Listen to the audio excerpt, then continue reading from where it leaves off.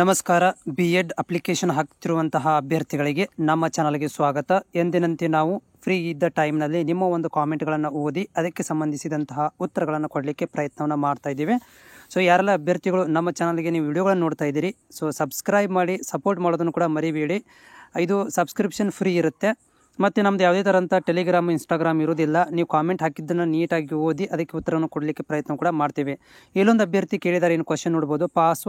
Password ಮರ್ತಿದ್ದೀನಿ, ಏನು ಮಾಡಬೇಕು ಅಂತ ಕೇಳ್ತಾ ಇದ್ದಾರೆ. ಅಂದರೆ ಇವರು ಲಾಗಿನ್ ಮಾಡಲಿಕ್ಕೆ ಪಾಸ್ವರ್ಡನ್ನು ಮರ್ತು ಬಿಟ್ಟಿದ್ದಾರೆ. ಇದಕ್ಕೆ ಏನು ಮಾಡಬೇಕು ಅಂತ ಹೇಳ್ತಾ ಇದ್ದಾರೆ. ಇದಕ್ಕೆ ಉತ್ತರವನ್ನು ಕೊಡ್ತೇನೆ ನೋಡಿ. ನೀವು ಅಫಿಷಿಯಲ್ ವೆಬ್ಸೈಟಲ್ಲಿ ಹೋಗಬೇಕು. ಈ ಒಂದು ಅಫಿಷಿಯಲ್ ವೆಬ್ಸೈಟಲ್ಲಿ ಬಂದ ಮೇಲೆ ನೋಡ್ಬೋದು, ನೀವು ಕೆಳಭಾಗದಲ್ಲಿ ಫಾರ್ಗೆಟ್ ಪಾಸ್ವರ್ಡ್ ಅಂತ ಇದೆ. ಸೊ ಈ ಒಂದು ಫಾರ್ಗೆಟ್ ಮೊಬೈಲಲ್ಲೂ ಕೂಡ ನೀವು ಮಾಡ್ಕೊಳ್ಬೋದು, ನೆಟ್ ಸೆಂಟರ್ ಕೂಡ ಹೋಗಿ ಮಾಡ್ಕೊಳ್ಬೋದು. ಸೊ ಈ ಒಂದು ಫಾರ್ಗೆಟ್ ಪಾಸ್ವರ್ಡ್ಗೆ ನೀವು ಏನು ಮಾಡಬೇಕು, ಕ್ಲಿಕ್ ಮಾಡಬೇಕಾಗುತ್ತೆ. ನಾನು ನಿಮಗೆ ಮೊಬೈಲ್ ಮುಖಾಂತರ ತೋರಿಸ್ತಾ ಇದ್ದೀನಿ ನಿಮಗೆ ಹೆಂಗೆ ಮಾಡಬೇಕು ಅಂತೇಳಿ.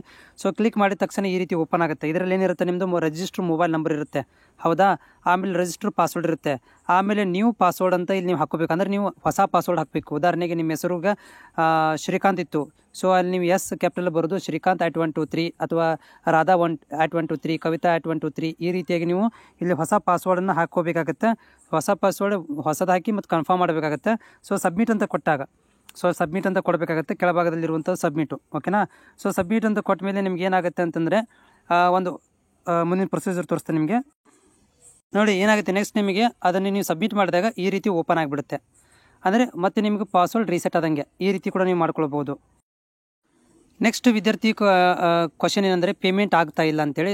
ಸರ್ವರ್ ಪ್ರಾಬ್ಲಮ್ ಇದೆ. ಅವರು ಕೂಡ ಫಸ್ಟಿಗೆ ಹೇಳಿಬಿಟ್ಟಿದ್ದಾರೆ, ನಿಯರೆಸ್ಟ್ ಇರಬೇಕಾದ್ರೆ ಅಪ್ಲಿಕೇಶನ್ ಹಾಕಕ್ಕೆ ಹೋಗಬೇಡಿ, ನಿಯರೆಸ್ಟ್ ಇರಬೇಕಾದ್ರೆ ಪೇಮೆಂಟ್ ಮಾಡಿಬಿಡಿ ಅಂತ. ಬಟ್ ನೀವು ಲೇಟಾಗಿ ಟ್ರೈ ಮಾಡಿ.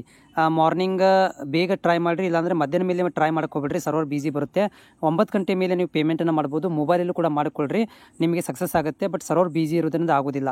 ಅಪ್ಲಿಕೇಶನ್ ಡೇಟ್ ಮುಂದಕ್ಕೆ ಹೋಗ್ಬೋದಾ ನೋಡಿ. ಎಲ್ಲರೂ ಅಭ್ಯರ್ಥಿಗಳು, ಯಾರೆಲ್ಲ ಅಭ್ಯರ್ಥಿಗಳು ಪದೇ ಕಾಲ್ ಮಾಡಿದರೆ, ಇಲಾಖೆಗಳಿಗೆ ಕಾಲ್ ಮಾಡಿ ನೀವು ಪ್ರಾಬ್ಲಮ್ ಆಗ್ತಾ ಇದೆ ಅಂದರೆ ಮಾತ್ರ ನಿಮ್ಗೆ ಏನಾಗುತ್ತೆ, ಡೇಟ್ ಎಕ್ಸ್ಟೆಂಡ್ ಆಗುತ್ತೆ. ಬಟ್ ಹೋದ ವರ್ಷ ಡೇಟ್ ಎಕ್ಸ್ಟೆಂಡ್ ಮಾಡಿದ್ರು, ಬಟ್ ಅದು ಡಿಪೆಂಡ್ ಆಗುತ್ತೆ ವಿದ್ಯಾರ್ಥಿಗಳ ಕ್ವಾರೀಸ್ ಮೇಲೆ. ಭಾಳಷ್ಟು ವಿದ್ಯಾರ್ಥಿಗಳು ಕ್ವಾರೀಸ್ ರಿಕ್ವೆಸ್ಟ್ ಮಾಡ್ಕೊಂಡ್ರೆ ಎಕ್ಸ್ಟೆಂಡ್ ಆಗುವಂಥ ಚಾನ್ಸಸ್ ಇರುತ್ತೆ.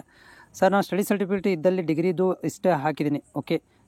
ಸ್ಟಡಿ ಸರ್ಟಿಫಿಕೇಟ್ ಇದ್ದಲ್ಲಿ ಡಿಗ್ರಿದು ಹಾಕಿಬಿಟ್ಟಿದ್ದಾರೆ. ಸೊ ಅಪ್ಲಿಕೇಶನ್ ರಿಜೆಕ್ಟ್ ಆಗುತ್ತಂತ. ಹೌದು, ರಿಜೆಕ್ಟ್ ಆಗುತ್ತೆ, ಇಲ್ಲ ಅಂತಿಲ್ಲ. ಆದರೆ ನಿಮಗೆ ಅದು ಡಾಕ್ಯುಮೆಂಟ್ ವೆರಿಫಿಕೇಷನ್ ಹೋದಾಗ ನೀವು ಹೇಳಬೇಕಾಗತ್ತೆ. ಡಾಕ್ಯುಮೆಂಟ್ ವೆರಿಫಿಕೇಷನ್ ಹೋದಾಗ ನೀವು ಹೇಳಿದರೆ ಅವರು ಅದನ್ನು ಕರೆಕ್ಷನ್ ಮಾಡ್ತಾರೆ. ಕಂಪ್ಲೀಟಾಗಿ ಹೊರಗಡೆ ಹಾಕೋದಿಲ್ಲ, ಅಂದರೆ ಕೌನ್ಸಿಲಿಂಗ್ ಪ್ರಕ್ರಿಯೆಯಿಂದ ಹೊರಗಡೆ ಹಾಕೋದಿಲ್ಲ. ನಿಮಗೆ ಪೇಮೆಂಟ್ ಸಕ್ಸಸ್ ಆಗಿದ್ದರೆ ನಿಮಗೆ ಡಾಕ್ಯುಮೆಂಟ್ ವೆರಿಫಿಕೇಷನ್ ಕರೀತಾರಲ್ಲ, ಆವಾಗ ಅದನ್ನೇನು ಮಾಡ್ತಾರೆ, ಕರೆಕ್ಷನ್ ಮಾಡಿ ಕೊಡ್ತಾರೆ. ಸರ್ ಅಪ್ಲಿಕೇಶನ್ ಫೀಸ್ ಕಟ್ಟಿದ್ದೀನಿ, ಆದರೆ ಕೂಡ ಪ್ರಿಂಟ್ ಬರ್ತಾ ಇಲ್ಲ, ಮತ್ತು ಫಸ್ಟ್ ಎಂಡ್ ಫೀಸ್ ಮತ್ತು ಕಟ್ಟೋ ಥರ ತೋರಿಸ್ತಾ ಇದೆ, ಏನು ಮಾಡಬೇಕು?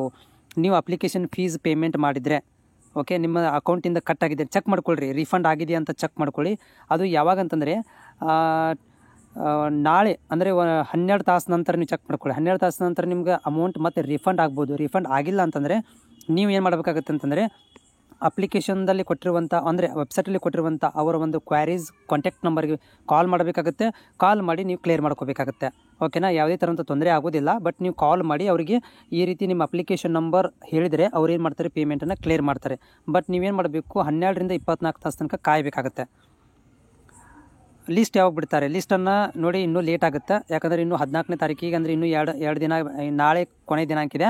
ಸೊ ಹೀಗಾಗಿ ಏನು ಮಾಡ್ಬೋದು, ಎಕ್ಸ್ಟೆಂಡೆಡ್ ಆದರೆ ಸ್ವಲ್ಪ ಲೇಟ್ ಆಗ್ಬೋದು. ಎಕ್ಸ್ಟೆಂಡ್ ಆಗಲಿಲ್ಲ ಅಂದರೆ 1 ವಾರದಲ್ಲಿ ಎಲ್ಲ ಪ್ರೊಸೀಜರನ್ನು ಸ್ಟಾರ್ಟ್ ಮಾಡ್ತಾರೆ. ಸರ್ ನಾನು ಮೊಬೈಲ್ ಒಳಗಡೆ ಅಪ್ಲಿಕೇಶನ್ ಹಾಕಿದ್ದೀನಿ ಸರ್, ಕಾಸ್ಟ್ ಇನ್ಕಮ್ 35,000 ಇದ್ದಲ್ಲಿ 25,000 ಅಂತ ಹಾಕಿದ್ದೀನಿ, ಹೆಂಗೆ ಅದು ರಿಜೆಕ್ಟ್ ಆಗುತ್ತಾ? ರಿಜೆಕ್ಟ್ ಆಗೋದಿಲ್ಲ. ನೀವು ಡಾಕ್ಯುಮೆಂಟ್ ವೆರಿಫಿಕೇಷನ್ ಹೋದಾಗ ಅಲ್ಲಿ ಹೇಳಬೇಕಾಗತ್ತೆ, ಅವರು ಅದನ್ನು ಕರೆಕ್ಷನ್ ಮಾಡ್ತಾರೆ. ಯಾಕಂದರೆ ಇಲ್ಲಿ ಕಾಸ್ಟ್ ಇಂಪಾರ್ಟೆಂಟು, ನಿಮ್ಮ ಇನ್ಕಮ್ ಇಂಪಾರ್ಟೆಂಟ್ ಅಲ್ಲ, ಆದರೂ ತೊಂದರೆ ಇಲ್ಲ, ಯಾವುದೇ ಥರ ತೊಂದರೆ ಇಲ್ಲ, ರಿಜೆಕ್ಟ್ ಕೂಡ ಆಗೋದಿಲ್ಲ. ನೀವೇನು ಮಾಡ್ಬೋದು ಅಂತಂದರೆ ಡಾಕ್ಯುಮೆಂಟ್ ವೆರಿಫಿಕೇಷನ್ ಹೋದಾಗ ತಪ್ಪದ ಈ ಮಾಹಿತಿಯನ್ನು ಹೇಳಿ, ಓಕೆ. ಸೊ ನೋಡಿ, ಕಾಲೇಜ್ ಸೆಲೆಕ್ಷನ್ ಮಾಡೋ ಆಪ್ಷನ್ ತೋರಿಸ್ತಾ ಇಲ್ಲ, ಏನು ಮಾಡಬೇಕು, ಸರ್ವರ್ ಬಿಸಿ ಬರ್ತಾ ಇದೆ. ಸೊ ಹೀಗಾಗಿ ನೀವೇನು ಮಾಡಬೇಕಂತಂದರೆ ಪ್ರಯತ್ನ ಮಾಡ್ತಾನೆ ಇರಬೇಕು. ಲೇಟಾಗಿ ಅಪ್ಲಿಕೇಶನ್ ಹಾಕಿ ಅದು ಏನಾಗುತ್ತೆ, ನಿಮಗೆ ತೆಗೆದುಕೊಳ್ಳುತ್ತೆ.